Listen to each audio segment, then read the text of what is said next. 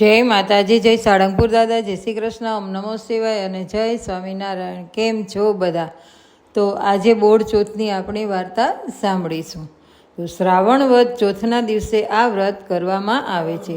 એ દિવસે વ્રત કરનારે સવારે વહેલા ઉઠી નાહી ધોઈ કંકુ ચોખા અને ફૂલના હારથી ગાય વાછરડાનું પૂજન કરવું અને એકટાણું કરવું। તેમાં ઘઉંની કે છડેલી કોઈ વસ્તુ ખાવી નહીં। કોઈ એક ગામમાં સાસુઓ રહેતા હતા। બંને વિધવા હતા। તેઓ ખૂબ ગરીબ હોવાને લીધે માલ મિલકતમાં રહેવા માટે એક ઝૂંપડી અને ગાય વાછરડું હતા। આથી સાસુઓ બંને જણ મહેનત મજૂરી કરી અને પોતાનું પેટ ભરતા હતા। શ્રાવણની અંધારી ચોથ આવી। સાસુએ નદીએ નાહવા ઉપડ્યા। જતાં જતાં વહુને કહેતા ગયા, વહુ, આજે ઘઉંલાનું ખાંડીને મૂકજો। યોગાનુયોગ તેમની ગાયના વાછરડાનું નામ પણ ઘઉલો હતો, કારણ કે તે ઘઉં વર્ણો હતો। વહુને કશી ખબર પડી નહીં કે કયો ઘઉંલો ખાંડીને રાંધવાનો છે। ઘઉંલાનું ધાન કે ગાયનો વાછરડો? તેણે તો વાછરડાને વધેરી નાખ્યો અને ખાંડી નાખ્યો। સાસુએ નદીએથી આવીને પૂછ્યું કે વહુ, ઘઉંલો ચૂલે ચડાવ્યો?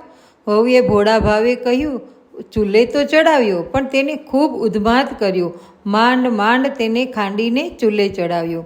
આ સાંભળી સાસુમાં ચમક્યા। તેમને હૈયામાં ફાળ પડી કે વહુને પૂછી બેઠ્યા, તમે ક્યાં ઘઉંલાની વાત કરો છો?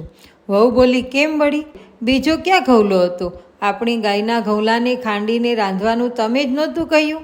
સાસુ બિચારી વહુની વાત સાંભળીને બેભાન થઈ ગયા અને બોલી ઉઠ્યા, વહુ, મેં તમને કહ્યું શું અને તમે કર્યું શું? મેં તમને ઘઉંલાનું ધાન રાંધવાનું કહ્યું હતું, જ્યારે તમે તો વાછરડાને વધેરી બેઠા। હાય રામ, આ તો અનર્થ થઈ ગયો। હવે શું થશે? ત્યારબાદ સાસુઓએ ઘઉંલાને હાંડવામાં ઘાલ્યો અને તેને ગામ બહાર લઈ જઈ અને ઉકરડામાં દાટી દીધો। એ સમય દરમિયાન ગાય ચરવા ગઈ હતી। તે આવીને દોડતી આવી પહોંચી અને ઉકરડામાં શીંગડું માથું માર્યું। શીંગડું વાગતા હાંડલું ફૂટી ગયું અને તેમાંથી હળદ કરતો વાછડો કૂદીને બહાર આવ્યો અને ગાયને ધાવવા લાગ્યો। તેને કોટે ફૂટેલા હાંડલાનો કાંઠો લટકતો હતો। ગાય તેને પ્રેમથી ચાટતી હતી અને વહાલ કરતી હતી। એક જ રંગની ગાય અને વાછરડો આખા ગામમાં આ સાસુઓના ઘર સિવાય ક્યાંય ન હતો। આથી ગામની ગોરણીઓ દર વખતની જેમ આ વખતે પણ તેની પૂજા કરવા સાસુઓના આંગણે આવી ઊભી રહી। પરંતુ ત્યાં આવીને જોયું તો તેમનું ઘર અંદરથી બંધ હતું। તેમાંથી એક ગોરાણીએ તો બૂમ પાડીને કહ્યું ખરું કે ઘર બંધ શા માટે રાખ્યું છે? અમે વાછરડાની પૂજા કરવા આવ્યા છીએ। પરંતુ અંદરથી કંઈ પણ જવાબ ન મળ્યો, ન તો બારણું ઉઘડ્યું। આથી સૌ કોઈ આશ્ચર્યમાં પડી ગયું। આ દરમિયાન એક ચમત્કાર થયો। સામેથી ગાય વાછરડું દોડતા આવી પહોંચ્યા। આથી ગોરાણીઓ ખુશ થઈ બોલી ઉઠી, લો, આવી ગયા ગાય વાછરડું। પણ આ વાછરડાના ગળે કાંઠલો કોણે ભરાવ્યો હશે? ઘરમાં છુપાઈને બેઠેલા સાસુઓ આ વાતચીત સાંભળી અચંબામાં પડી ગયા અને કમાડ ઉઘાડીને જોયું તો સાચે તેના આંગણામાં ગાય વાછરડું ઊભા હતા। ત્યારબાદ સાસુએ બનેલી હકીકત સૌ કોઈને કહી સંભળાવી અને ગદગદ કંઠે તેમણે કહ્યું કે બહેનો, આ તમારા વ્રતના પ્રતાપે આજે વાછરડો સજીવન થયો છે, બાકી મારી વહુએ તો તેને મારી નાખેલો।